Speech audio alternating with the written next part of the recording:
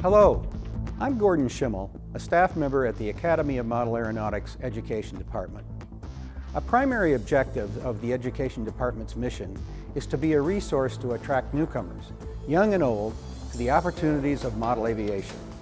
In response to many requests for information about activities that can be used at club events, schools, and for other community outreach, we created the AMA Flight School website as a clearinghouse for the question that we get asked most often: how do I?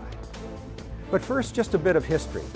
The meaning of the Academy in our name goes back to 1936, where AMA clubs functioned as learning communities dedicated to the promotion of science, technology, engineering, and math, long before the STEM acronym came into vogue.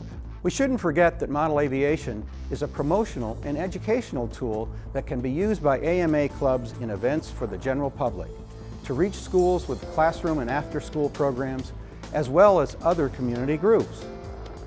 We all know about the excitement of radio-controlled flight, but AMA's Education Department also uses simple, quick-build, inexpensive models to make it easy for club members to interest others in model aviation. Thanks to model aviation, everybody becomes an aviator. How does this happen? Simple free flight models have been used as a great way to engage newcomers in the fun of flight. These activities may help a visitor to a club event decide to join the club and share in the adventure of model aviation. And most important, these activities make everyone a pilot, and everyone leaves with a model of their own. So let's get started with this installment of AMA Flight School's How Do I?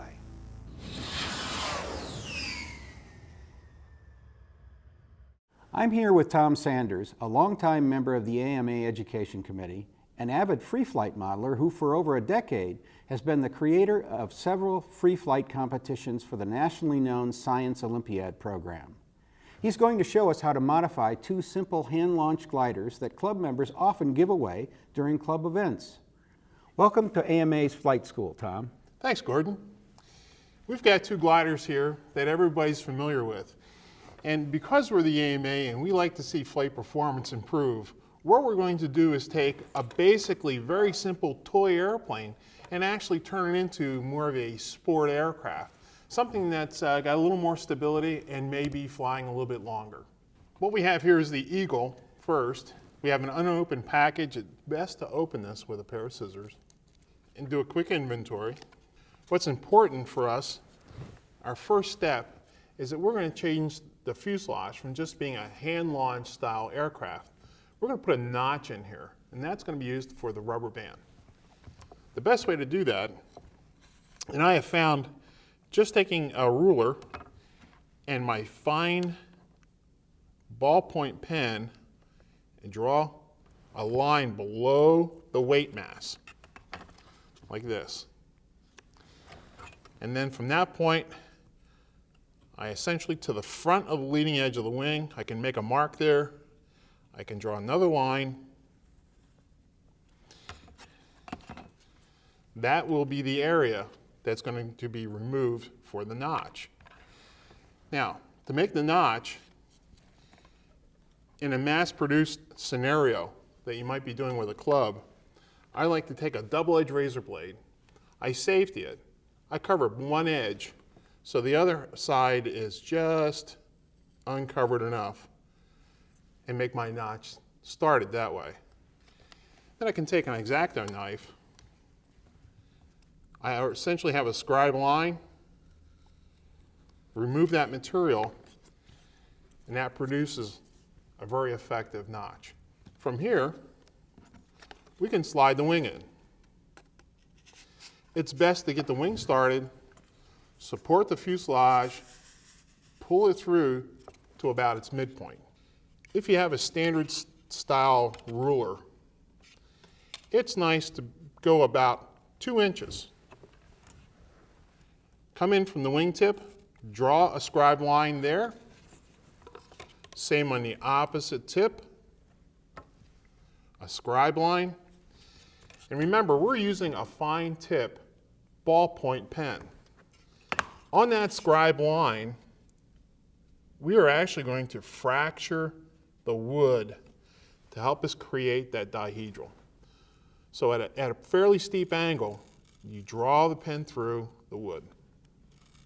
The nice thing about doing it this way, Tom, just point out that you don't have to use any sharp instruments if you're working with kids. So Correct. the notch you cut in could be cut in with scissors, and you don't need Yes.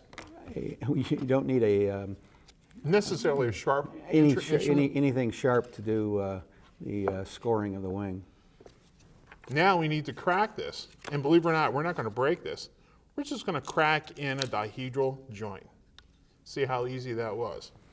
And what I'm going to do, I get thirsty every once in a while. I'm going to steal the cap off my cup here, place that underneath. That's going to be my dihedral angle. As long as I do this for both sides, we'll be fine. An excellent glue for this operation is cyanoacrylate. Just a bead down on that seam. If you want to wipe it, that's fine. I put my accelerator into a squeeze bottle, so I just can drip it here onto the site. That locks the glue joint.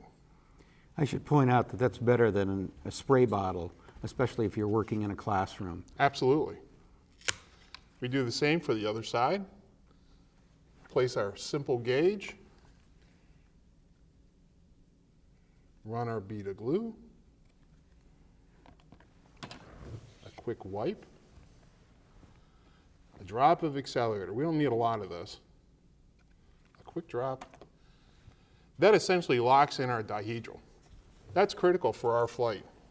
Simply add the stabilizer, the fin, and in many cases, if you're working with children, they really want to see a pilot with the aircraft. It's not necessary, it's just extra baggage. Gordon, we have one more step. You know, the grain of this is running parallel, which it's going to be our rubber launcher. So what we want to do is we want to have a hardened surface in here. So right at that notch where the rubber band's going to go, we're going to add just a little bit of glue.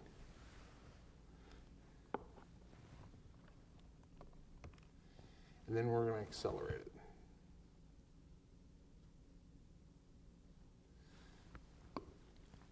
So what this does, instead of having this bottom accidentally get clipped off because you've stretched the rubber band so far it's cut into the grain, we're preventing that as an issue. Now, one of the things we discuss in everything we do for the public is how to demonstrate safely launching something like this model in an area where there may be other people around, or techniques to get the plane really flying well so that it thermals possibly. Sure.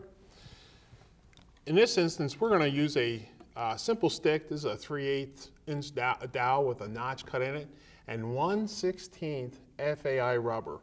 We're using a loop of about, let's say about 7-8 inches. Not too critical. What's nice is that this rubber meets right inside that new launch lug that we put into the glider.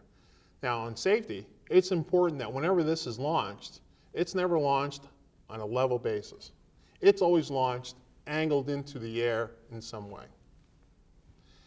The other thing is that when you have a lot of kids together, you try and have it have some separation between the kids. We don't want to have a lot of airplanes flying in the same areas necessarily. The great place is in a field.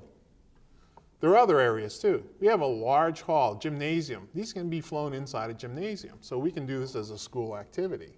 We can do it as a Cub Scout activity. We could do it as an after-school activity. We certainly can have AMA club members who are having a group session of some sort.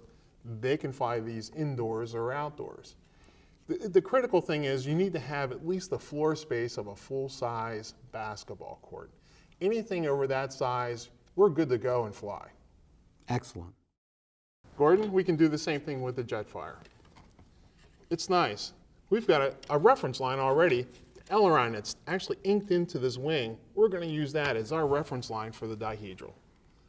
Just draw right along there, a couple passes with the ballpoint pen.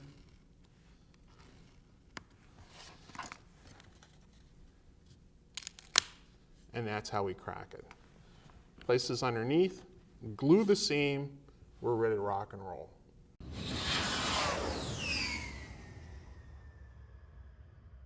Remember, we put in this launch lug. That's so we can attach the rubber band. And we don't want to stretch it out too far. We don't know how far the glider is going to fly. One thing we do know is that the trailing edge of the stabilizer is higher than the leading edge. This causes this glider a tendency to loop. So if this loops and we launch it, it could come right around and hit us in the back. We don't want to have that happen. So instead, we're going to use that looping. We're going to do it almost in a horizontal way. It's going to make a nice sweeping turn. We don't angle it straight. We angle a little bit in the air. Pull back a little bit, and we do 3, 2, 1, launch. 3, 2, 1, launch.